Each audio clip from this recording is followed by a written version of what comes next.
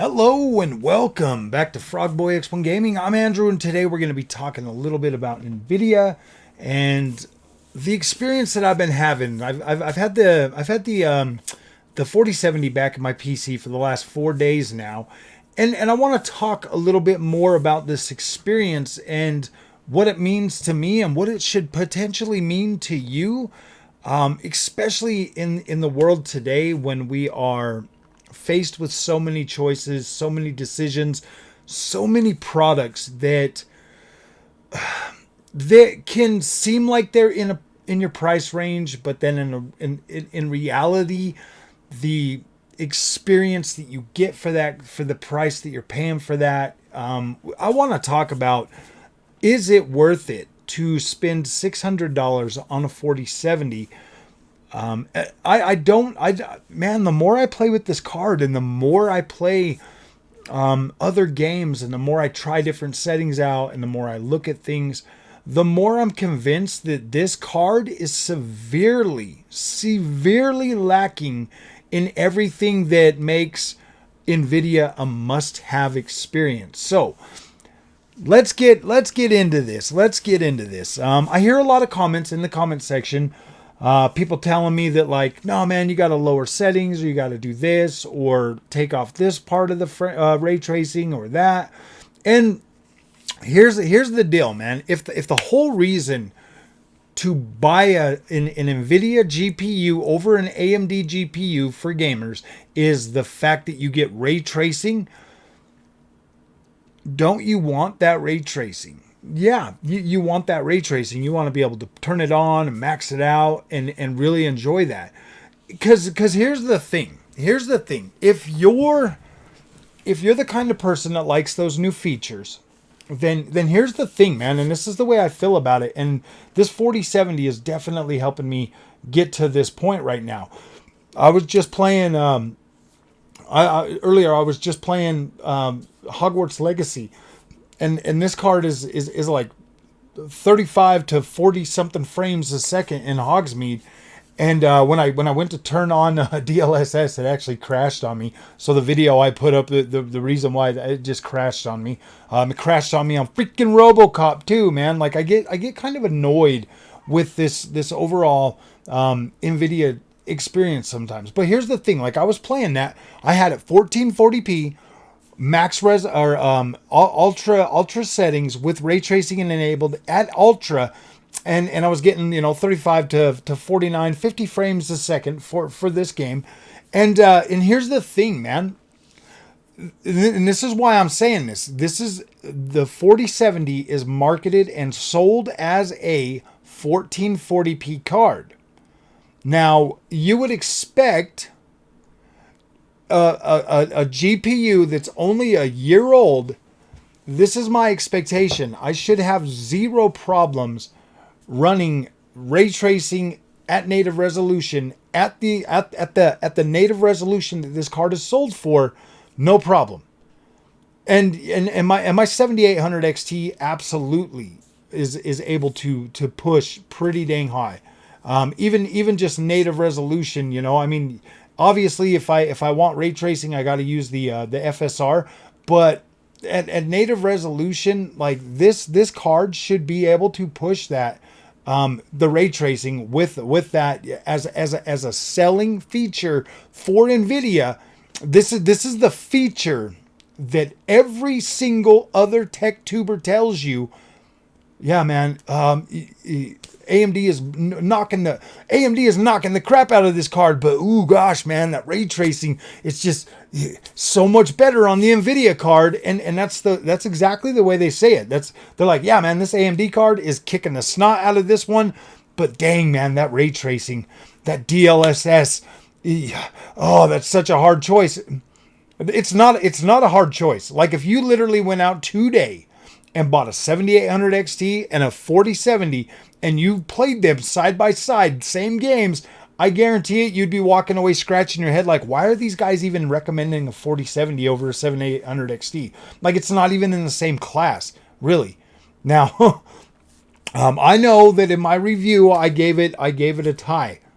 But as I continue to use this card and try other games, the gap is starting to widen pretty significantly, to be completely honest with you. This isn't even close anymore. Like the 7800 XT is a far more consistent experience across multiple games, whereas the 4070, man, it's all over the place. Just like I was experiencing with the 3080.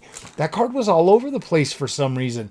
And it's the same thing with this 4070. Like, it's literally all over the place. It goes from, being able to really, really do a game to being able to barely do it sometimes. I'm just like, wow, man, this is not a good experience. And I get it, man. Like, I see everybody's like, oh man, everybody else is doing benchmarks, and the 7800 XT is like 5 to 15% or more or whatever. Here's the thing, man. Like, I feel like my 7800 XT is usually about 70, 80 frames per second at like max settings at 1440p. I think well, maybe even higher on some stuff. I think the 1440p is a little bit higher, and it's like, yeah, I'm like these AAA games. It's like 70 to 80 frames. Whereas the 4070 is like 55 to 70 is like the high end, most of the time. Some games will push higher. Obviously, the older the game, the higher the frame rate you're going to be able to push on that. But I would say like the baseline 1440p FPS for max settings on the 4070, it's like 55 frames per second. That's like the baseline. Obviously it goes under and obviously it goes above, but it's right around that. Yeah, it's right around that like that 45 to 55 frames a second in a lot of games. Like if I put on Forspoken, it was like 50 frames a second native, and I was like, wow, man, that's pretty interesting, because I'm pretty sure the 3080 gave me a 60 FPS experience for the most part, or pretty close to it, and then flipping on DLSS and stuff. So when I'm looking at like a 55 to 70 FPS range for the 4070, and I'm about 70-ish to 85-ish on the 7800 XT, that to me is like above 60 FPS is playable. So, but if I got a card that I'm paying $100 more for, and it's like the baseline's like 55, like the 55 FPS, and that's actually pretty frequent, to be completely honest with you. That's pretty frequent that I am hitting that when I try to use ultra settings without any DLSS or anything else. When you use DLSS, it does increase, obviously, the FPS. Well, normally, if you're at 55 and you hit quality, you're going to be over 60 frames per second. If you do performance, you're going to be higher. But here's the thing, man. If you're once you get over 60, if quality DLSS can put you over 60 FPS on a game, just that's fine. I personally prefer my visuals. I want, ultra with pristine visuals and stuff like that. Like I want that. As long as it's over 60, that's playable for me. I could play that. If I have to get down into like balanced or performance or anything like that, that's when it starts to be like, no, man, this is a joke. This is an absolute joke. So I am okay with the 4070 being a 60 FPS card with DLSS, but I mean, Nvidia really needs to look inside and be like, okay, guys, we need to give these guys a top quality 1440p experience for $500, because that's what AMD is doing. AMD is giving you one hell of a 1440p experience that has legs. Nvidia, man, this card is already falling short on a lot of these newer games at 1440p. Like we're teetering a 60 FPS experience, and to me that is kind of, I'm going to be blunt, that's kind of unacceptable for a $600 GPU. Like, I get that ray tracing is important or whatever to some people in DLSS, but you shouldn't have to utilize DLSS at 1440p on a $600 GPU. I don't think, anyways. I don't feel like that. I don't feel it. I'll have to go back and I'll check, but I don't think I've had to use FSR at 1440p on my 7800 XT, not one time, unless I'm using ray tracing. And that's kind of the trade-off. It's like with the AMD card, you're not going to get that good a ray tracing performance. So yeah, you're going to have to use FSR to get you up to 60 frames per second, because on AMD GPUs, it literally like cuts your frame rate in half. It literally cuts your frame rate in half. Whereas Nvidia, it like cuts it down. Not in half, it's like cuts it down 25%. You know what I mean? So you get like that extra 25%. And here's the thing. If you're on AMD and you're getting 60 frames per second and you turn on ray tracing, now you get 30. If you're on well, we're going to do 100 frames. If you don't have ray tracing on the 7800 XT, you're getting 100 frames. You turn it on, you get 50 frames. If you're on the Nvidia card and you turn on ray tracing, you're going to drop from 100 frames to 75 frames. So that's, and then when you use DLSS, you're obviously going to get those frames back. Well, that's pretty much the case. If you're on the Nvidia 4070 and you turn on ray tracing, that knocks you down to 45 frames a second. Whereas on the AMD card, you get 30 frames a second. Like it's literally within 15 frames, but neither card does 60 frames a second. So you have to use either DLSS or you have to use FSR. So when you turn on those technologies and then you get your frame rates, you're still right around that 15 frames a second that you wouldn't have. Like the FSR is going to get you up to 60. It's going to double your frame rate, whereas the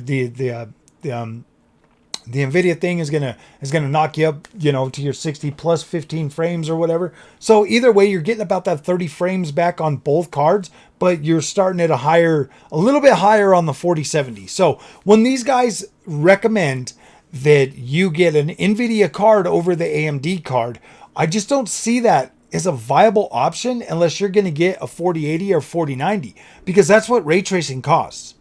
Ray tracing costs 4080, 4090. That's if you want ray tracing, if ray tracing is super important to you, and that's the thing that you're like, yeah, man, I would never get AMD because of ray tracing, 4080, 4090, that's your option. I mean, you might be able to squeak a little bit by with a 4070 Ti, but you got 12 gigs of VRAM. You want ray tracing. That's what you tell yourself. So you need to buy the cards that can do the ray tracing, and that's a 4080 and a 4090. Nothing else is going to suffice for you because ray tracing is important for you. If you're skipping AMD to buy an Nvidia GPU for ray tracing, you might as well get a 4090 because nothing else is going to suffice for you, because you're barely getting a little bit more from these other Nvidia cards versus what you would get on the AMD cards. So in my opinion, save the money, get the AMD card, and don't waste, seriously, don't waste your money and I mean, this has kind of become my mantra for like PC gaming is like, look, dude, if AMD doesn't got it, I clearly don't need it.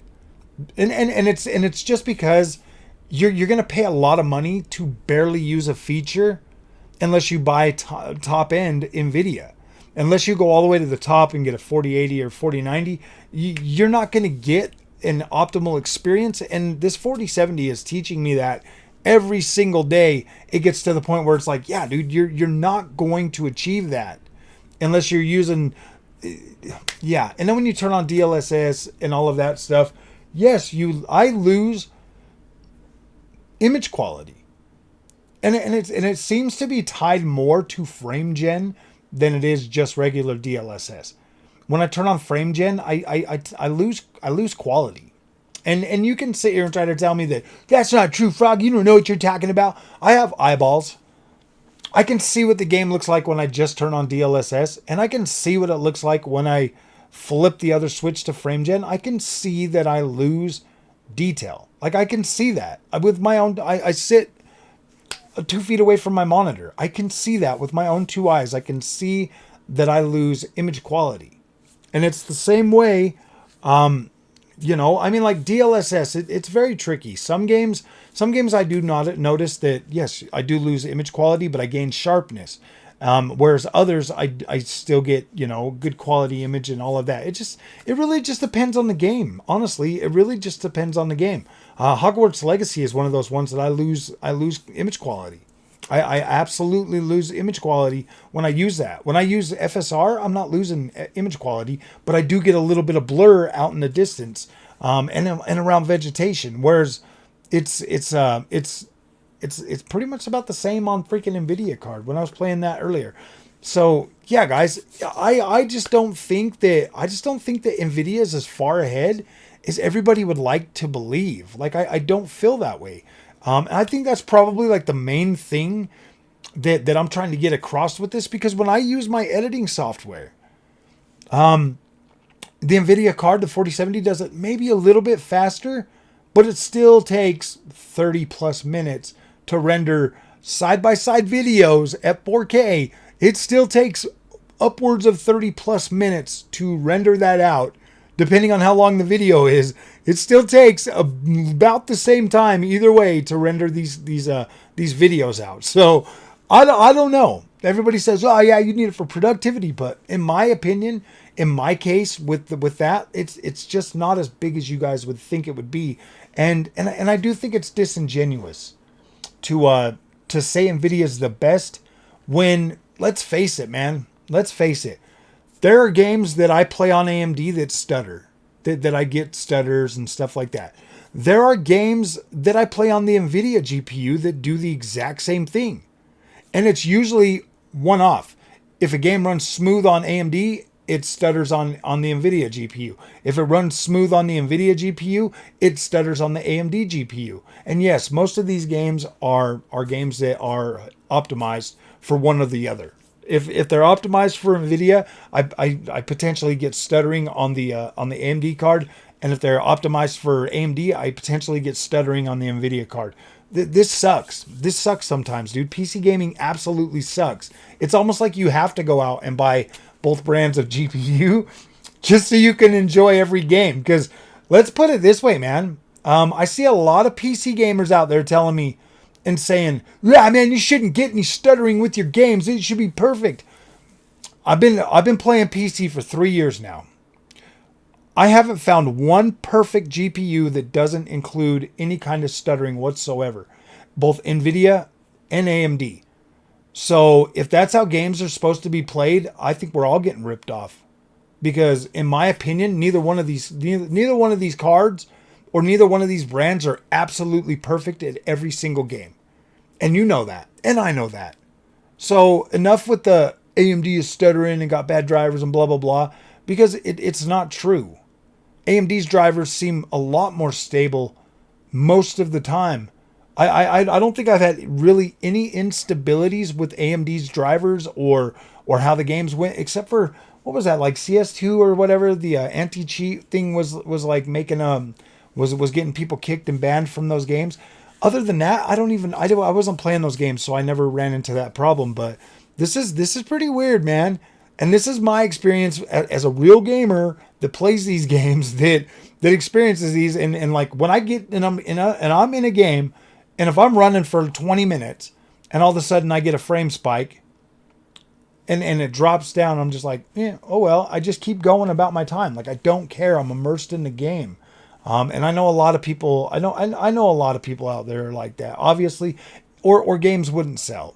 Or if games, if everybody was headstrong about having the perfect game every time, the games wouldn't even sell. They wouldn't even sell, dude. Like it's just ridiculous, man. So, all right, my friends, thank you for watching. We'll see you in the next one. And I greatly appreciate all the support that the channel has gotten over the years.